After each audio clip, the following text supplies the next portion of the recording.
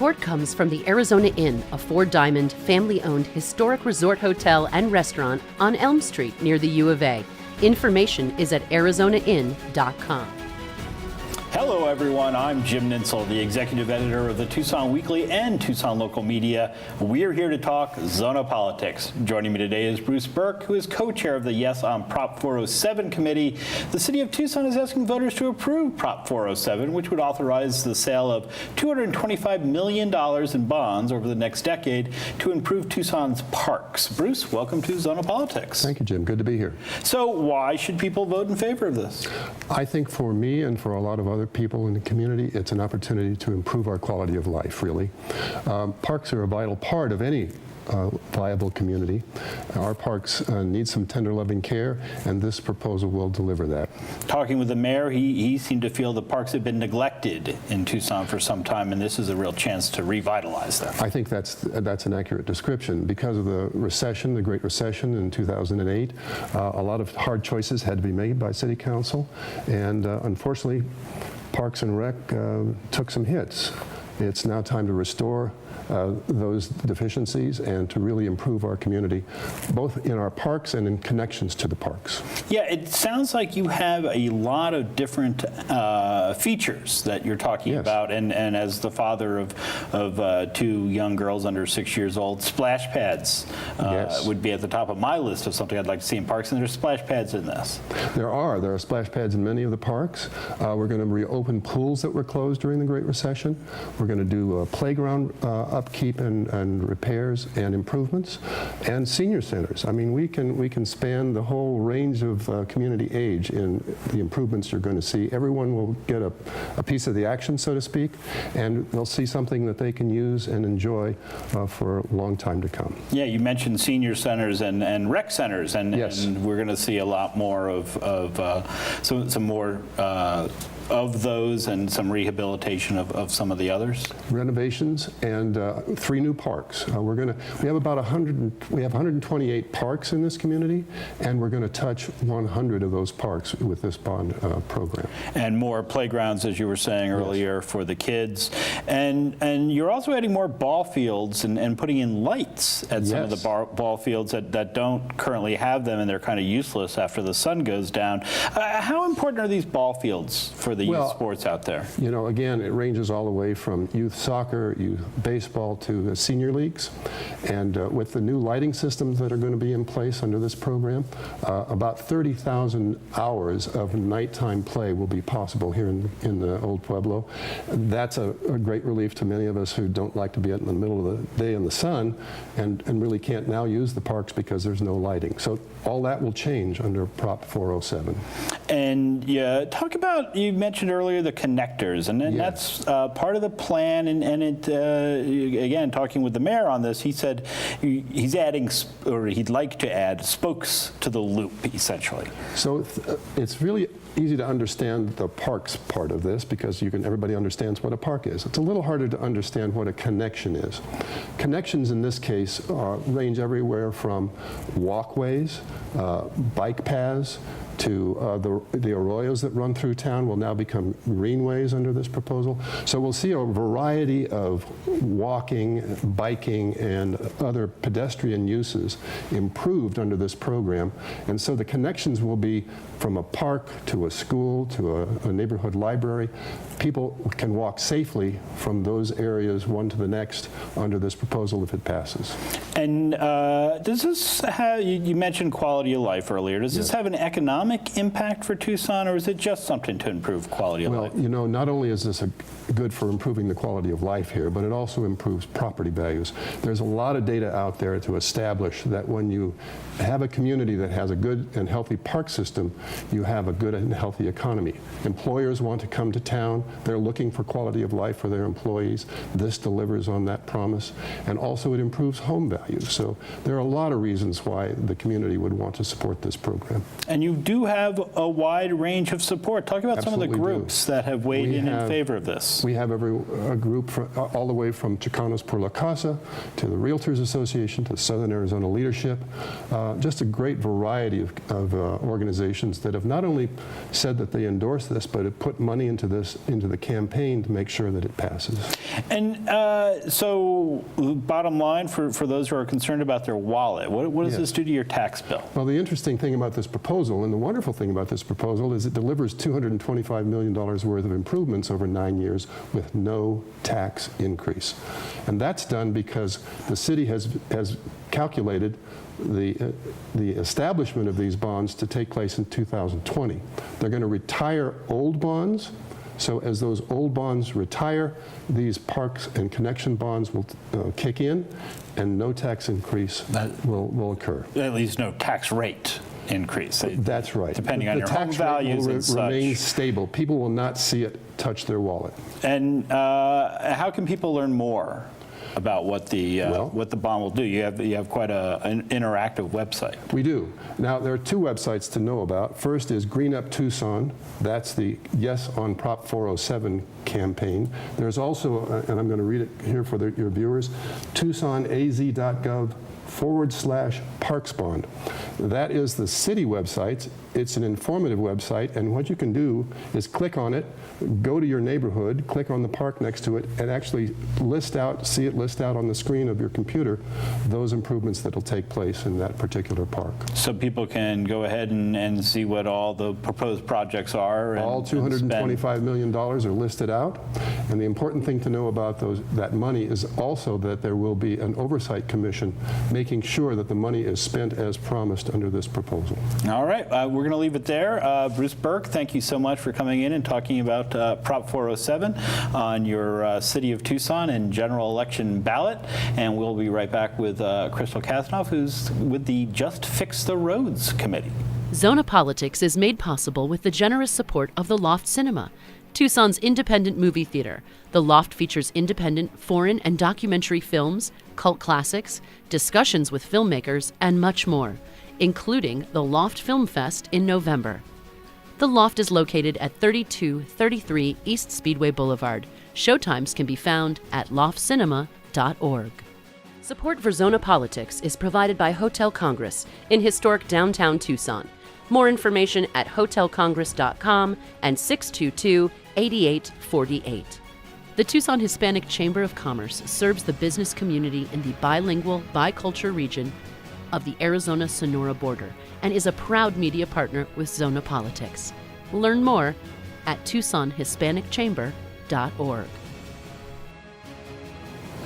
My next guest is Crystal Kasnoff, who is with the Just Fix the Roads Committee that is supporting Prop 463.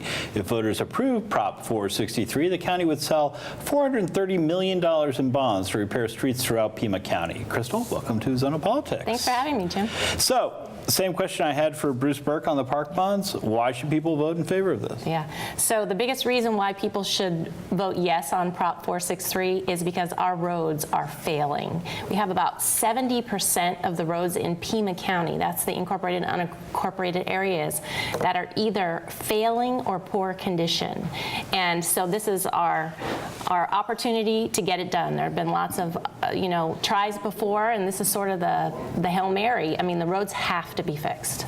And this is supposed to tackle everything from residential streets to major arterials, although it won't fix everything. That's correct. So this is going to be able to fix all of the failing status roads in Pima County and about at least half of the poor status roads. And there are other funds that the county have that can actually go towards maintaining those roads that are in better condition. But this will actually take the money will be distributed by population evaluation. It's a fair way to distribute it across county-wide.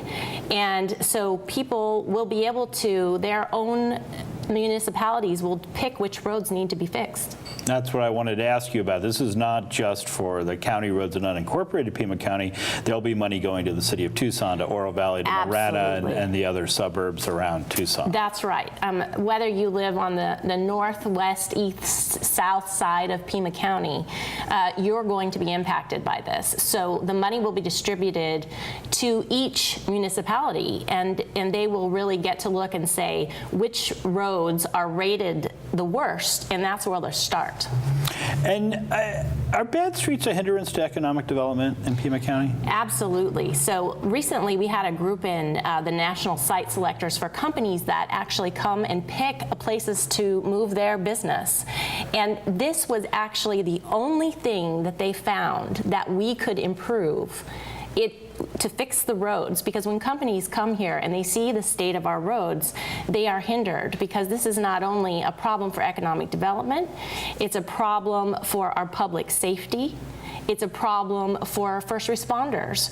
And so when you think about an ambulance coming to your house and the response time that it takes and the extra time that it tacks on for emergency response people to get to your home, I mean, that really hits home, Jim. And this is a way that we can actually fix the roads without paying any new taxes. And no new taxes. That's the other thing I wanted to ask you about, is how will this affect the tax bill for Pima County homeowners? So it will not affect the tax bill.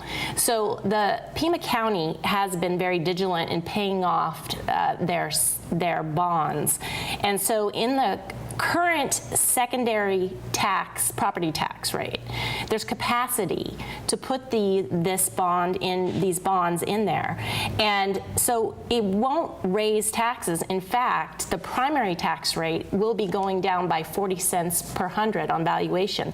This is the biggest tax break that we've had since the 1970s. And who are some of the groups that are supporting this proposition? So there are, Jim, so many groups supporting this.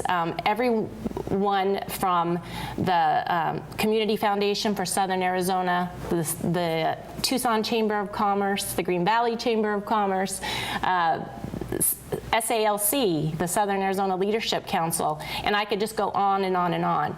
People understand that economically we have got to do something. Our roads are crumbling away. And so we could continue to do what we've been doing, which is filling some potholes here and there and doing the work that we can do. But the longer we wait to reconstruct the roads, and that's what this money is tied to doing. It's not the fund that fixes the potholes that you see. It's actually reconstructing the roads. So every dime is directed to reconstructing those roads.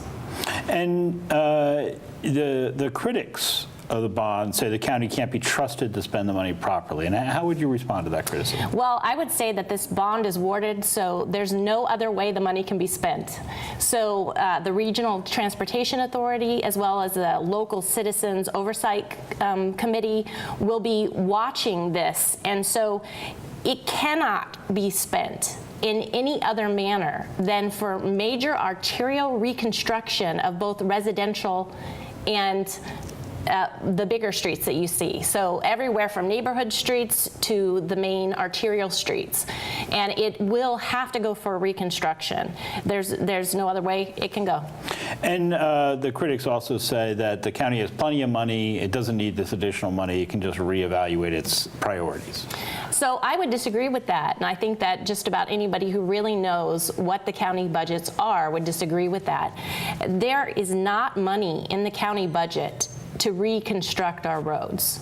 So it's either going to have to happen through this bond, or our streets are going to continue to crumble away to the point where we won't be able to drive on many of them.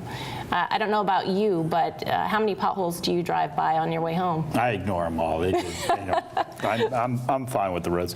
Another argument I hear from critics, though, is that this won't solve all our road problems, so it's not even worth doing. And what's your response to that? So, they're right in a sense. It's not going to solve all of our road problems, because we don't have enough money to solve all of our road problems.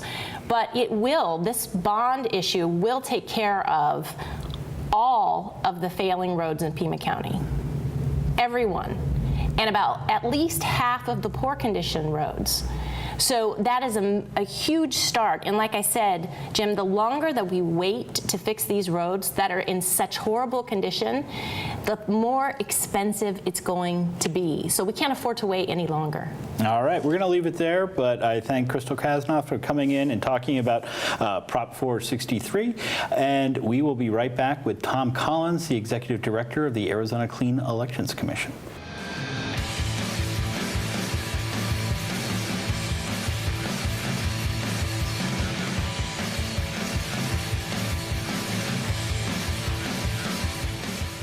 All of these young people from the community come together, actually get up and do something. We can do anything!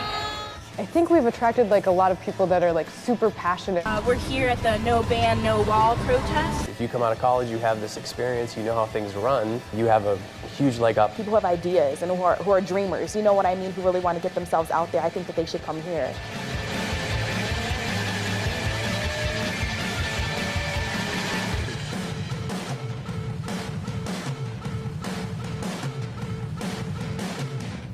My next guest is Tom Collins, the Executive Director of the Arizona Clean Elections Commission, which provides public funding for participating candidates who seek state office. Tom, welcome to Zona Politics. Thanks, Jim. Thanks for having me. So say I've got the fire in my belly. I don't have the fire in my belly, just for the record, but say I have the fire in my belly to run for office. How do I get clean elections dollars? Well, the process is that you would have to go out and collect what we call qualifying contribution, which are $5 contributions from voters either in your district if you're a legislator or registered in the state if you're a statewide official who wants to run. You submit those to the Secretary of State. They're vetted by the county, and if you have a sufficient number, and the statute sets forth the threshold numbers for the various offices, you're issued an amount of money for the primary and an amount of money for the general. Should you win your primary? Correct. Yeah, and the goal of that is to break the link between dollars and political favors that gives rise to quid pro quo corruption, or the perception of quid pro quo quid pro quo corruption. So, for example, we also restrict those candidates who can take a little bit of what we call seed money to jumpstart their campaign, but they can take it in significantly lower amounts than other state candidates. They can take $160. The average state candidate can take up to $5,000 or more than $5,000 from an individual. And clean elections candidates could never take money from PACs. And so there are additional restrictions that candidates who run the clean elections funding program bind themselves to. And this was passed 20 years ago, I think, in 1998? At the 1998 election, that's right. Yes. And it was pretty novel at the time. Yeah, I think one of the things that folks who look at campaign finance and all the changes that have happened specifically since John Roberts became Chief Justice and Samuel Alito was appointed, there's been, a sea change in campaign finance law. But if you look at what the Clean Elections Act had in it, and then you look at things like the McCain-Feingold bill, Arizona was really ahead of its time in terms of having regulations, apart from just the public financing program, that covered things like what we now call dark money spending. We had, broad authority, we have broad authority to enforce periodic spending reports for election-related spending, and then we have other authority to enforce reports that are required of folks who are spending money on candidates and for traditional candidates as well. And I want to touch on that in a moment, but what's the percentage of candidates these days who are using clean elections? The percentage has fallen quite a bit. I think I want to say we're hovering around a quarter of the total folks who run in the primary.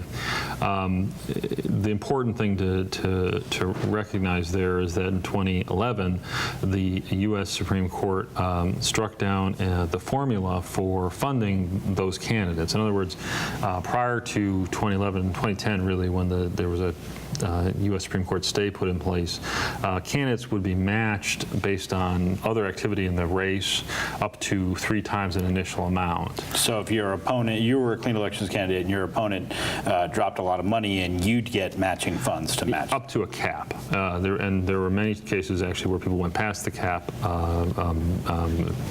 right from the jump. People would blow those, go through all that. But The problem became after that happened, two other things happened at the same time. Citizens United happened in 2010, 2011, the matching funds case. Then the legislature in 2012 comes back, and instead of changing the formula, they rip out the funding for 2/3 of the funding that was supposed to be available. So in other words, voters are currently seeing candidates who run clean receive 1/3 of the money that they expected them to receive when they voted to pass this measure in 1998. And so there is a proposition on the ballot this year, Prop 306, that involves clean elections and two main impacts.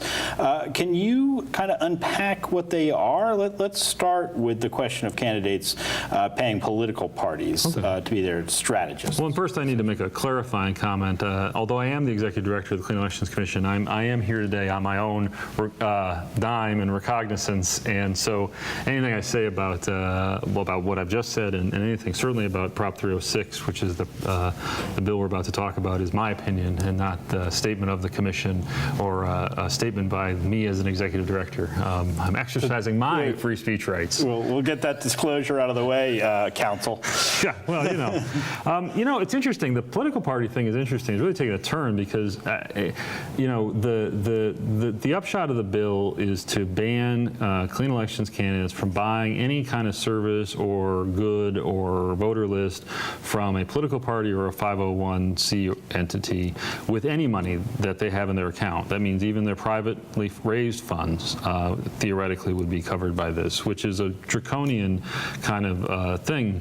But what's really interesting is this week Tim Steller had a column in the Star reporting some of the history of this bill, and it really revealed that whole idea that this party issue is real is meant for anything other than to try to get folks who don't like parties to vote yes on this was sort of given the lie by the fact that, the elections director for Michelle Reagan, Eric Spencer, told Tim that but for a lawsuit filed by an advocacy group against Secretary Reagan's dark money bill, which some of you may remember was Senate Bill 1516 from a couple of years back, everything would have remained in an armistice and nothing would have been done. So it's to me, it's not credible, first of all, to say just because the language is in the bill, to say that the bill was motivated by some desire to control spending through parties. Eric Spencer's comments as election director make clear that was not ever the intention of the folks who put this together, and anybody who tells you different is telling you something that's stretching the truth. And he's never really been a big fan of clean elections. No, he's the least big fan. I mean, there's a competition for least big fan, but he's in the running. Anyways, but the bottom line is that, back in 2016, the Democratic Party ran a system where candidates would pay the party to serve as, to provide voting lists and to provide people to walk neighborhoods, and also would provide general consulting services. The Republican political consultant named Constantine Curard filed a complaint over this. The commission staff, we investigated this. We ordered supplemental audits of Democrats who were already in the audit process, and those came back clean, and we found no reason to believe that there was any violation. No one was taking money from the Clean Elections Fund and funneling it to the Democratic Party. Rather, folks were spending money on their own race and using the Democratic Party as a vendor. And it seems like, if I know Constantine's history, he knows a bit about working as a strategist for clean election candidates and receiving compensation for that. But let's jump from that one, because we're running out of time, and move on to the more interesting thing, which is it would also put you under the control of the governor's Regulatory Review Committee, and that involves some of the dark money efforts that you've been trying to regulate as from the Clean Elections perch, and you mentioned that earlier. Yeah, I think that's really the guts of this. Is the Governor's Regulatory Review Council, no matter who the governor is all folks selected by the governor, and historically, no matter who the governor is, whether it's Republican or a Democrat, it's always been sort of a collection of former politicians and lobbyists and, frankly, some dark money folks themselves, who then are there generally to do cost-benefit analyses on rules like how much does it cost if ADQ says you have to tarp all the the loads, of a cement company or something like that. They pivoted this year, and for the first time ever, or last year, and for the first time ever, purported to strike rules the commission had enacted. This too is, it's essentially a power grab, because if there's a group of folks who are unaccountable, I mean, right now the Clean Elections Commissioners are accountable to the governor and the Senate and can be removed. This will transfer to a group that's only accountable to the governor to say, we don't like your rules. And that's going to create a whole lot of problems. And the problem is going to be that what you end up with, if the commission maintains its view of the law, which is what the rules are based on, and the Governor's Regulatory Review Council believes that it is right, although they've never in any of their actions explained why the commission's wrong. They've just said, you're wrong because we said so. The result will be you'll have two agencies who read the Clean Elections Act and read it differently. We think our reading is supported by the Arizona Supreme Court case law, by the plain text of the act. We think we have a very strong argument on what the act says.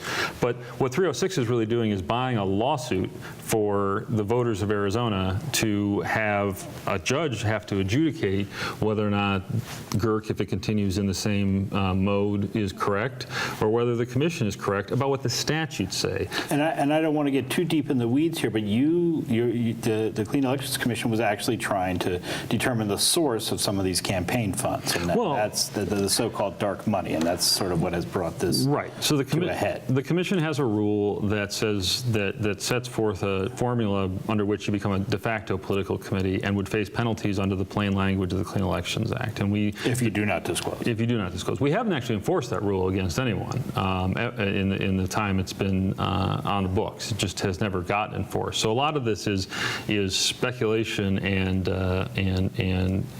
fear on the part of the dark money world that somehow the commission would get involved in things that they don't want it to. But frankly, the enforcements the commission's been doing has been on things like the spending reports that the Clean Elections Act provided for since 1998. And even there, we've spent 4 years pursuing a Koch brothers affiliated group from Iowa just to get them to admit how much they spent, let alone their donors, in Arizona to try to defeat Scott Smith in the 2014 primary. So the folks who are committed to no disclosure, they say it's about donors, but it's not really about donors. It's about any disclosure, because they'll fight tooth and nail to prevent the public from finding out how much they spent, who they spent it on, and where it went to. And that's something that's going on in politics all over the place, so it's certainly a concern. Absolutely. We're going to have to leave it there, but thank you so much. My guest has been Tom Collins from the Arizona Clean Elections Commission, talking about a upcoming proposition and what the Clean Elections Commission does. So thank you all very much. That is our show for today. My thanks to our media partners at Tucson Local Media, Inside Tucson Business, Tucson Local Media, Creative Tucson, and Community Radio KXCI 91.3 FM, where you can hear our radio version of Zona Politics at 5 p.m. on Sunday afternoons. I'm Jim Nintzel. Thanks for watching. We'll see you next time. Zona Politics is hosted by Tucson Weekly senior writer Jim Nintzel. The program is produced by Jennifer Powers Murphy and Danny Vinnick and edited by Jim Rundle. Special thanks to KXCI, Tucson Weekly, Brink Creative Digital, and all supporters who provide crucial funding for the program. Learn more about Zona Politics at zonapolitics.com, and be sure to follow us on Facebook and Twitter